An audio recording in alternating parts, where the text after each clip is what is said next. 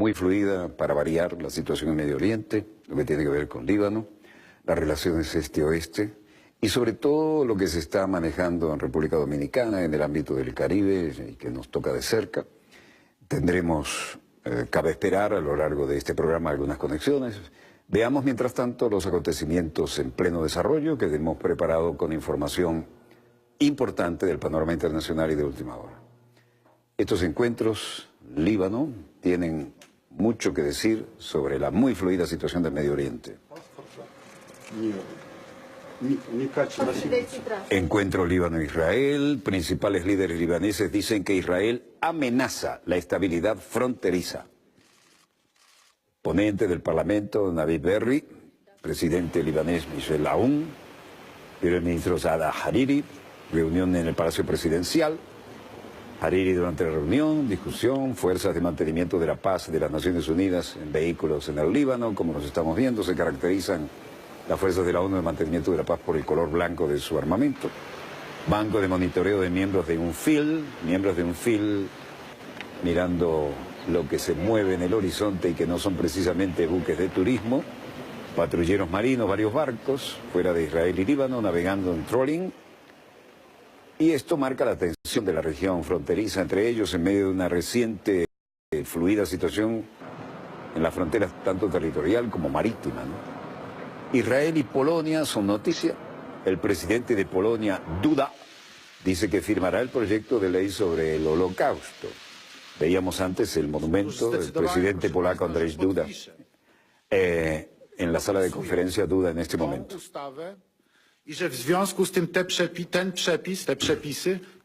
Decidí firmar este proyecto de ley y por lo tanto las disposiciones del artículo 55A entrarán en vigor. Andrzej Duda dice al mismo tiempo, porque esta sensibilidad que causa estas voces de objeción son muy importantes para mí, esta sensibilidad que causa temores sobre la posibilidad de decir la verdad de aquellos que sobrevivieron a la Segunda Guerra Mundial, puedan silenciarse, y decidí que dirigiré esta ley al Tribunal Constitucional para determinar si estas normas están en consonancia con nuestra Constitución, lo que después de tal declaración dio lugar a una rueda de prensa, ¿no? Esta es mi decisión. Creo que esta es una solución que por un lado asegura los intereses polacos, nuestra dignidad, la verdad histórica, que somos juzgados justamente del mundo y que no debemos culparnos como Estado y como nación. Por otro lado, considerando la posibilidad de personas para quienes el tema de la memoria histórica, la memoria del Holocausto es extremadamente importante, y sobre todo a los que sobrevivieron y que deberían estar diciéndole al mundo cómo recuerdan esos tiempos y qué experimentaron ellos. El presidente polaco dijo que el martes firmará el proyecto de ley sobre el Holocausto a pesar de las protestas de Israel y Estados Unidos. El gobierno derechista de Polonia dice que la ley es necesaria para proteger la reputación de los polacos como víctimas de la agresión nazi. Israel dice que la ley prohibiría declaraciones verdaderas sobre el papel que algunos polacos jugaron en los crímenes nazis. Duda también dijo que pedirá al Tribunal Constitucional aclaraciones sobre el proyecto de ley y es probable que se emitan después de que entre en vigencia. Tema altamente sensible, vertical la posición polaca, palestinos, Naciones Unidas, salud. Instalaciones de salud en Gaza se enfrentan al cierre debido a escasez de combustible, ha denunciado la ONU. Estos son los exteriores del hospital de Durra. Hombre que lleva un niño al hospital, ventiladores y todos los elementos fundamentales, aire acondicionado, aparatos electrónicos, por falta de combustible podrían quedar fuera de servicio y esto afectaría a la vida de muchas personas. El coordinador humanitario en función de los territorios palestinos, Roberto Valent, hizo declaración que la situación en Gaza es extremadamente frágil y que se anticipan graves consecuencias para 2 millones de palestinos en Gaza, de los cuales el 50% son niños. Tenemos una situación en la que se necesitan $6,5 millones para combustible, para alimentar las instalaciones, la calefacción, los servicios de agua, el saneamiento. Son servicios esenciales. Se debe evitar este desastre que puede afectar a hablaba de 6,5 millones. ¿A quién afecta esta cifra hoy en día? Pero los niños están pendientes ahora en este tiempo y en este clima. En Durra, Majen Ahmad habla con el reportero. A veces Tenemos que poner a 2 pacientes en la misma cama debido a la crisis actual. No podemos cerrar totalmente y reducir nuestros servicios. Movimos los pasos de ciudadanos intensivos a funcionamiento de unidades. La unidad de oxígeno está cerrada. Otras unidades esenciales, además. Solo alrededor del 40% de los servicios están funcionando.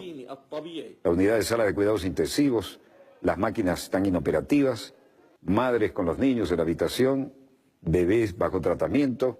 Esto es una situación inhumana. La madre del bebé bajo tratamiento, Abha Refi, decía, el doctor simplemente vino a verlo y le pidió a la enfermera que usara un instrumento, pero la enfermera dijo que no había electricidad, que necesitaban la bomba para hacerlo respirar y no había electricidad. ¿Deberíamos entonces seguir operando? ¿Hasta cuándo los niños van a estar en esas condiciones con problemas para que puedan seguir respirando? ¿Hasta que se muera acaso? ¿Eso es lo que quieren?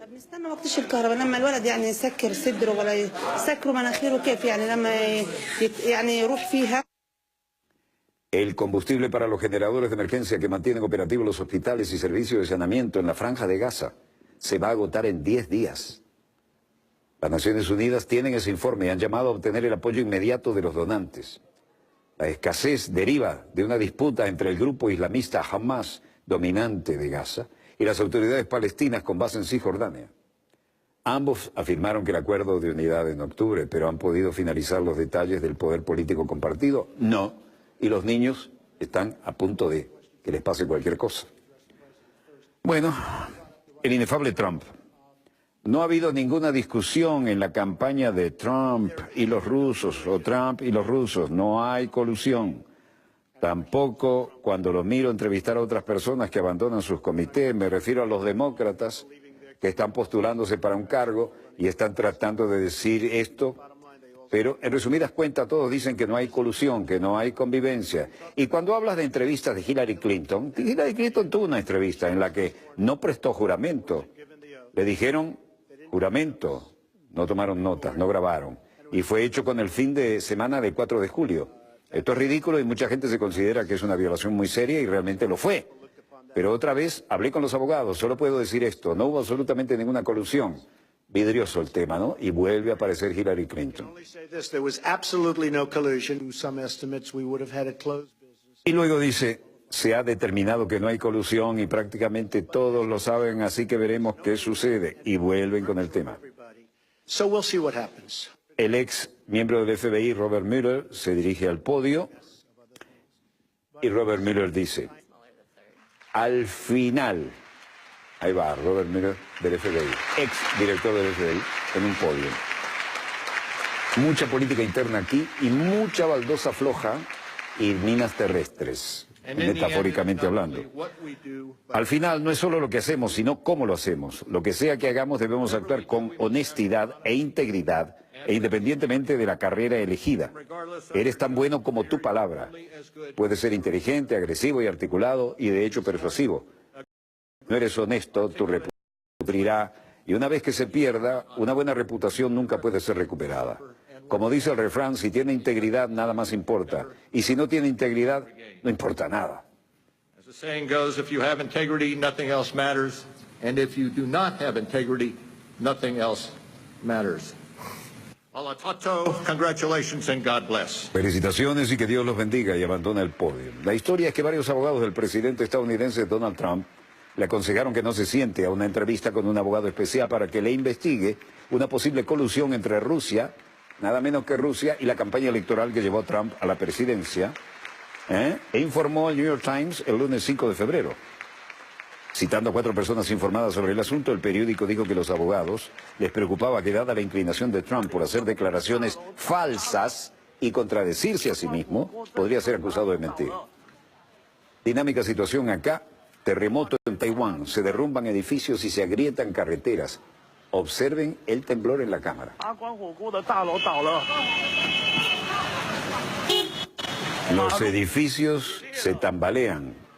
Servicios de emergencia y personas cercanas tienen que agarrarse de algo para no caerse. Y desde el coche en que se está tomando esto, audio de sirenas y alarmas.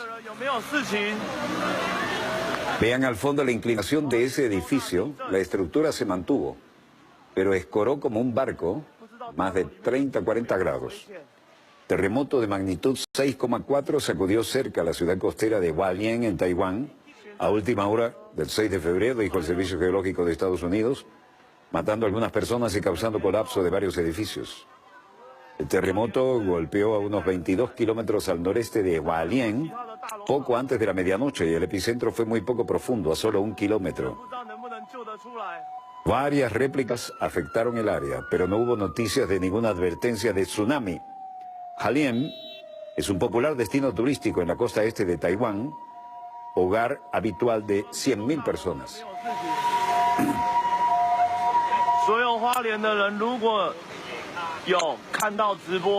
Acabamos de recibir esto y por ahora habría unas 30 personas atrapadas en los derrumbes, pero el número de muertos, dada la intensidad, parece relativamente bajo. 2 muertos y más de 200 heridos hasta ahora.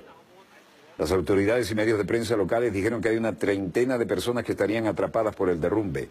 La televisión local muestra imágenes que estamos compartiendo con ustedes. Esto es Hualien, al este de la isla, y 6,4 grados en la escala Richter.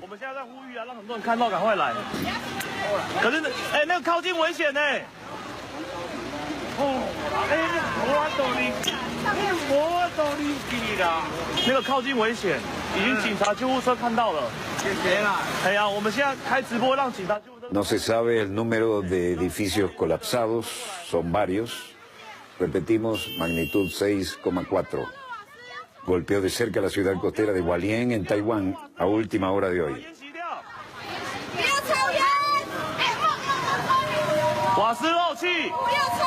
Entre los edificios derrumbados estaba el Hotel Marshall en Hualien, donde al menos 3 personas quedaron atrapadas dentro de la estructura, dijo el gobierno. Otros 4 edificios, incluidos 2 hoteles y un hospital militar, también quedaron inclinados durante el terremoto en Hualien, a 120 kilómetros al sur de la capital, Taipei.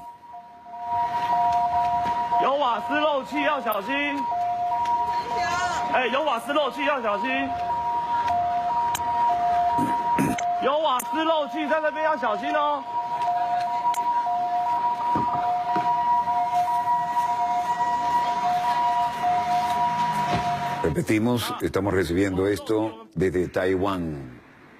Sismo magnitud 6,4.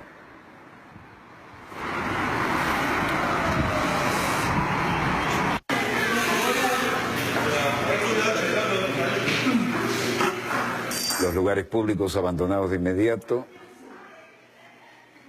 Restaurante.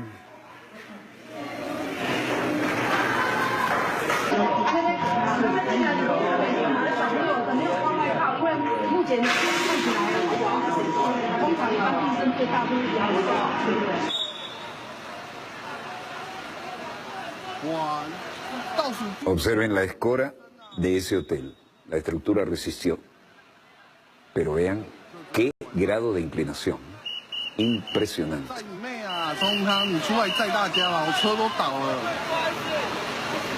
Los videos muestran además motos caídas, pavimento agrietado. Lo que habíamos visto bajo techo era un restaurante. El terremoto golpeó 22 kilómetros al noreste de Hualien, que tiene una población de 100.000 personas, y fue poco antes de la medianoche, y el epicentro fue muy poco profundo, a solo 1 kilómetro. Según, bueno, aquí estamos en Estados Unidos. Tillerson en su gira fracasa Estados Unidos al no lograr consenso latinoamericano. Me sonó a Venezuela, a Buenos Aires, eso, el gran obelisco, ¿no? Pero la noticia ahora está en Estados Unidos, pero también el hombre está de gira. No logra consenso latinoamericano para un golpe en Venezuela.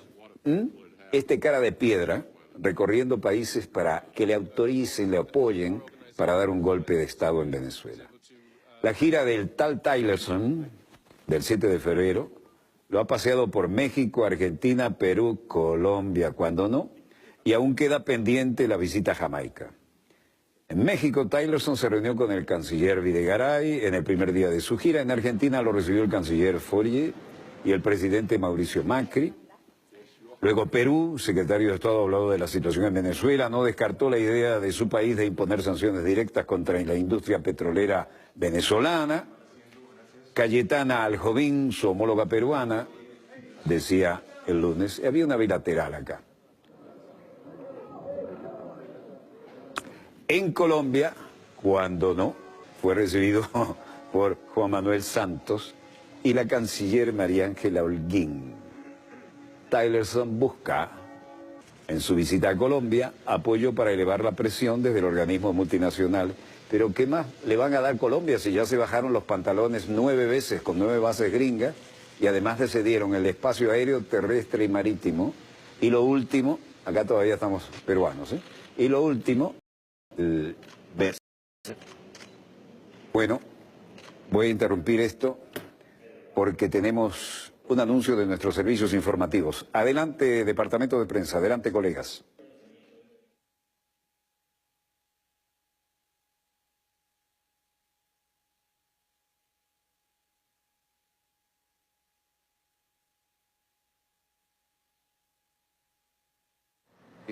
Bien, gracias, profesor Walter. El jefe de Estado emitió el siguiente comunicado que compartimos con ustedes. El presidente de la República Bolivariana de Venezuela, Nicolás Maduro Moros, en nombre del pueblo de Venezuela, manifiesta su profundo pesar por la desaparición física a sus 105 años de Fedora Alemán. Soprano, coloratura y baluarte cultural de la patria, y hace llegar sus más sentido pésame a sus familiares y amigos.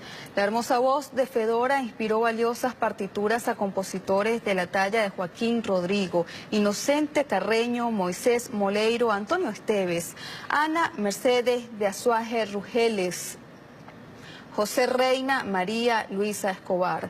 A su paso terrenal se rindieron Andrés Eloy Blanco y Aquiles Nazoa, entre otros poetas. Levi Rosell le dedicó su obra teatral Fedora.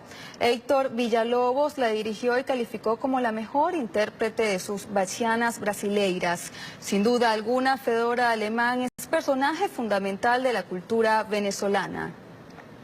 El maestro José Antonio Abreu expresó en el año 2002 valiosas y acertadas palabras dedicadas a Fedora Alemán.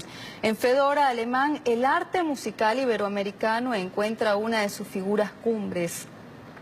La trayectoria incomparable de su vida artística enaltece el movimiento musical de nuestro país a lo largo del espléndido y dilatado ciclo que abarca desde el segundo tercio del siglo XX hasta nuestros días, durante el cual Fedora siembra en el continente su obra magnífica, solista triunfal del canto, pedagoga y maestra de generaciones, infatigable promotora y gerente de la cultura. Fedora Alemán ha vestido de gala nuestra escena lírica, conquistando por doquier el fervoroso aplauso de máximos compositores, directores y protagonistas de la ópera. Su refinada cultura intelectual y estética, junto a un espíritu cosmopolita y brillantemente intuitivo, profundamente imbuido de identidad y vocación venezolanas, la convierten en altísimo emblema de la nación.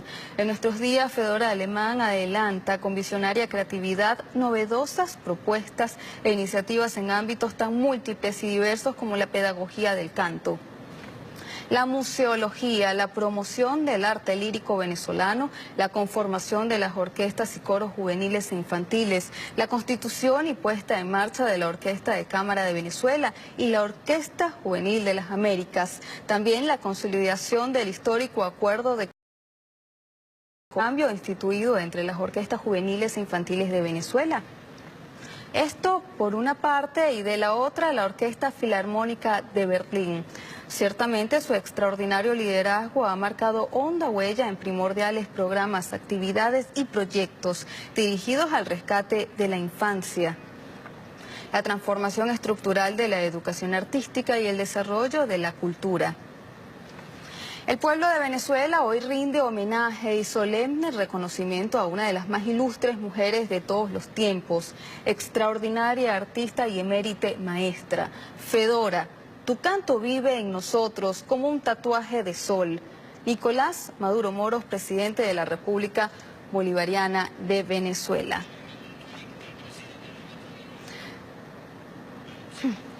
Bien, y a esta hora revisamos la red social Twitter. Hace minutos se expresó el presidente de la República, Nicolás Maduro Moros. Allí lo tienen en pantalla. Hemos hablado de economía, de prosperidad para nuestros pueblos de fronteras que dialogan en beneficio de su pueblo y los brazos de Venezuela. Siempre estarán abiertos para recibir a todos quienes vengan a dialogar.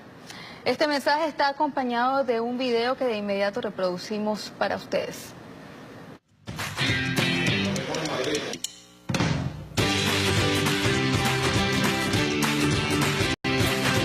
He tenido la satisfacción de recibir al secretario general de la Organización de Países Exportadores de Petróleo, OPEP, nuestro hermano Marquindo.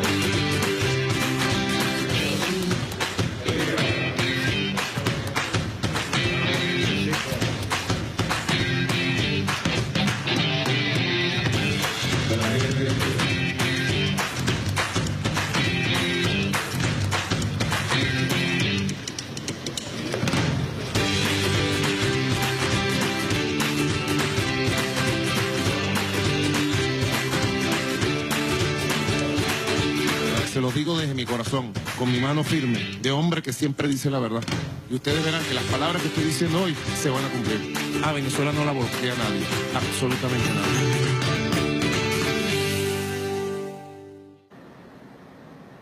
Allí teníamos algunas de las imágenes de las actividades realizadas por el presidente de la República, Nicolás Maduro. Este mensaje lo compartió otra vez en la red social Twitter. A esta hora nosotros volvemos con el profesor Walter Martínez y dossier. Gracias, compañeros del Departamento de Prensa. Aquí tenemos el departamento, la vicepresidencia volante, ¿no?, de los Estados Unidos. Ahí tienen todos los elementos. En la historia de Venezuela y en los países de América del Sur, muchas veces los militares son agentes de cambio cuando las cosas están muy mal y los líderes ya no pueden servir al pueblo. ¿Quién lo dice? ¿Quién promueve el golpe de Estado militar? Tillerson, en la Universidad de Austin, Texas. Vaya cara dura, y este es el que está haciendo la gira. Tillerson se reunió en México con el canciller Videgaray en el primer día de su gira. En Argentina lo recibió Fourier, el de Mauricio Macri. Esto fue muy cacri. En Argentina, antes de partir a Perú, el secretario de Estado habló sobre la situación de Venezuela y no descartó la idea de su país de imponer sanciones directas contra la industria petrolera venezolana. Mira tú. En Perú, Cayetana Aljovín y su homóloga peruana, ayer lunes 5 de febrero, y en Córdoba, donde se bajaron los pantalones con 9 bases gringas, le tiraron cohetes, le pusieron la alfombra roja y algunas cosas que mejor no comentarlas. Hoy martes fue recibido por el presidente colombiano Juan Manuel Santos y la canciller Holguín. En todo esto, Tillerson busca apoyo para elevar la presión en los organismos multilaterales como Naciones Unidas y OEA contra la República Bolivariana de Venezuela. Bueno, los miserables se juntan, los dignos reaccionan.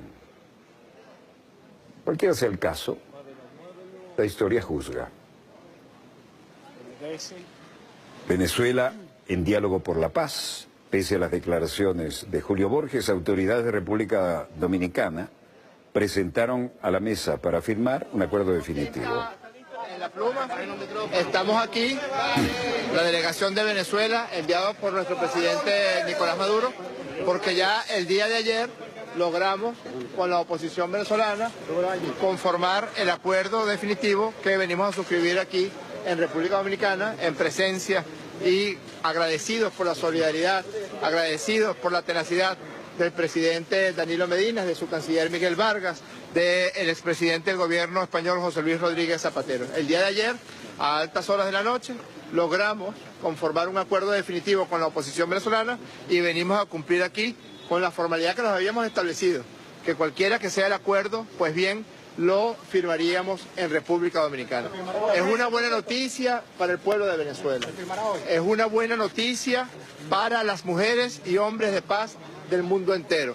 Es una muy mala noticia para el mayor derrotado en la consignación de este acuerdo, que es la administración extremista del presidente de Estados Unidos de Norteamérica, Donald Trump.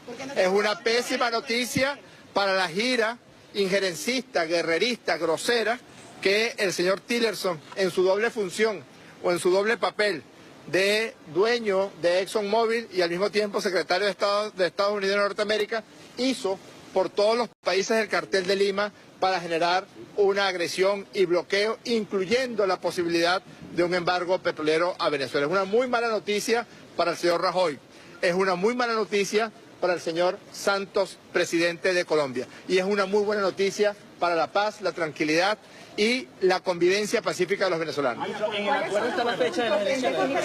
En el acuerdo hay una propuesta de fecha de elecciones presidenciales, ¿cómo no? Gracias. Están todos los detalles completamente listos, completamente. Por eso estuvimos, no te lo puedo decir todavía. Cumplimos con todos los elementos de los detalles, por eso nos dimos estos días y estamos aquí, miren, listos y prestos. Gracias. Eran declaraciones. Bueno, estamos esperando todavía la firma de los acuerdos en República Dominicana. Este es el ámbito donde debería tener lugar, todo está listo. Negociaciones de última hora, el ambiente es propicio según algunas fuentes. En cualquiera de los casos, el diálogo por la paz de Venezuela, pese a declaraciones de Julio Borges y autoridades de la República Dominicana, representaron la mesa para firmar un acuerdo definitivo. Tras la reanudación este martes del proceso de negociación y diálogo, luego que el lunes la oposición no viajó a Santo Domingo como estaba previsto, y algunas caras, ¿no? Algunas caras. Unas muy duras, otras muy oportunas, pero cualquiera sea el caso, esto está en pleno desarrollo y nosotros hemos llegado al final de este dossier, de manera que estaremos por nuestros corresponsales allá, nuestros colegas, así como a través del Departamento de Prensa, informando sobre cualquier novedad al respecto de lo que estamos mostrándoles en este momento. Fluida situación, como decían los hermanos chinos, ¿no? Que te toque vivir tiempos interesantes. Bueno, aquí en el área del Caribe, mucha gente prestando atención a lo que ocurre, y estamos viendo como muchos gobiernos hermanos se bajan los pantalones ante la presión de Estados Unidos, y como otros reaccionan con la hidalguía que caracteriza a un latinoamericano bien parido. Hemos llegado al final de nuestro dossier, no porque querramos, porque la situación está muy interesante, sino porque es la hora de cerrar el programa. Así que donde quiera que se encuentren, de ese lado del receptor, muchas gracias por permitirnos estar allí con ustedes. Desde el estudio 3 de Venezolana de Televisión, el canal decano de la televisión venezolana, finaliza aquí Dossier, el programa decano en todo el hemisferio occidental de la información internacional vía satélite. ¿Por qué lo digo? Bueno, porque comenzamos allá en el Cerro Marín cuando el canal oficial era TVN5, ¿no? Y de eso hace ya más de medio siglo y teníamos el único satélite de uso civil. En todo caso, muchas gracias por permitirnos estar allí con ustedes. Desde el estudio 3 de VTV finaliza aquí Dossier y les habló